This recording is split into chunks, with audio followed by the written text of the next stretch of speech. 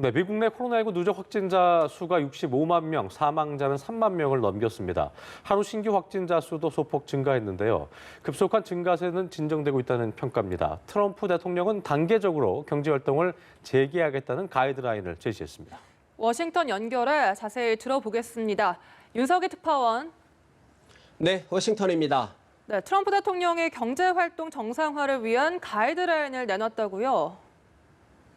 그렇습니다. 트럼프 대통령은 잠시 전 백악관에서 코로나19 대응 브리핑을 통해 경제 정상화 가이드라인을 발표했습니다. 트럼프 대통령은 코로나19 발병 정도에 따라 3단계로 차등을 두고 단계적으로 활동을 재개하도록 하겠다고 밝혔습니다. 예컨대 1단계에서는 사회 활동을 재개하더라도 사회적 거리 두기 지침을 최대한 준수해야 하며 2단계에서는 학교 개학과 식당, 극장 등의 운영을 재개하되 규모를 조절하는 방식입니다.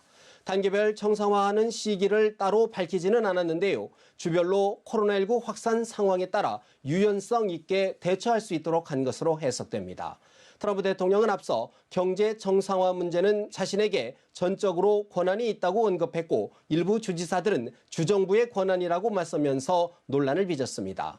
트럼프 대통령은 코로나19로 인한 경제 피해를 우려해 5월부터는 국가 경제 활동을 재개해야 한다고 밝혀왔습니다. 자, 이미 일부 지역의 주들에서는 경제 정상화에 시동을 걸고 있다고 하죠? 그렇습니다.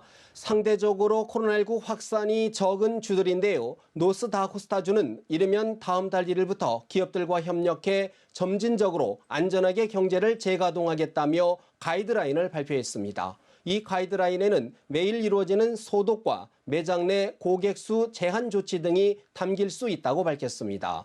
미주리주에서는 다수당인 공화당이 이달 27일 주의회 회기를 재개하기로 했고 알래스카주는 20일부터 주민들이 정기적 검진이나 물리치료 등 일부 긴급하지 않은 진료도 받을 수 있도록 했습니다. 이 밖에도 아이다호, 캘리포니아주도 다음 달을 목표로 단계적인 경제 재가동을 위한 가이드라인 검토에 착수한 상태입니다. 네, 그런데 미국 내 코로나19 확진자 수를 보면 계속 증가하는 모습인데 우려 역시 적지 않아 보이는데요. 그렇습니다. 존스 홉킨스 대학 코로나19 정보센터의 집계를 보면 이곳 현지 시간으로 오늘 오후 현재 미국 내 확진자는 65만 8천여 명, 사망자는 3만 2천여 명으로 파악되고 있습니다. 하루 신규 확진자 수도 15일 현재 2만 8,700여 명으로 이틀 연속 증가했는데요. 증가폭은 지난 10일 정점을 찍은 이후 다소 완만해졌지만 안심하기는 이르다는 게 대체적인 분석입니다. 오늘 트럼프 대통령의 새로운 경제 정상화 가이드라인을 놓고 실제 집행에 나서야 할 각 주들의 반응도 어떤 반응일지 주목되는데요. 당장 코로나19 피해가 가장 큰 뉴욕주는 비필수 사업장의 폐쇄, 이른바 셧다운 조치를 다음 달 15일까지 연장할 것이라고 밝혔습니다. 앤드루 쿠오모 뉴욕주지사는 이번 결정이 다른 주들과의 조율을 통한 것이라고 밝혔는데요. 앞서 뉴욕주를 비롯해 뉴저지, 코네티컷 등 미 북동부 지역 7개 주지사들은 경제 정상화를 위한 계획에 보조를 맞추기로 합의한 바 있습니다.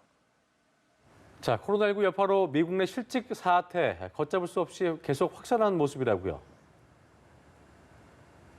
그렇습니다. 미국 내 실직 사태가 4주 연속 계속되고 있습니다. 미 노동부는 지난주 신규 실업수당 청구 건수가 524만 건을 기록했다고 오늘 발표했는데요. 지난달 셋째 주부터 급증한 실업수당 청구 건수는 최근 4주간 2,200만 건으로 폭증한 상태입니다. CNBC 방송은 지난 4주간 줄어든 일자리 수는 글로벌 금융위기 이후 지금까지 만들어진 일자리 규모와 맞먹는다고 지적했습니다. 신규 실업수당 청구 건수는 당분간 폭증세가 지속될 전망인데요. 오늘 트럼프 행정부가 발표한 경제활동 정상화 가이드라인이 어떻게 적용되느냐도 주요 변수가 될 것으로 보입니다. 지금까지 워싱턴에서 전해드렸습니다.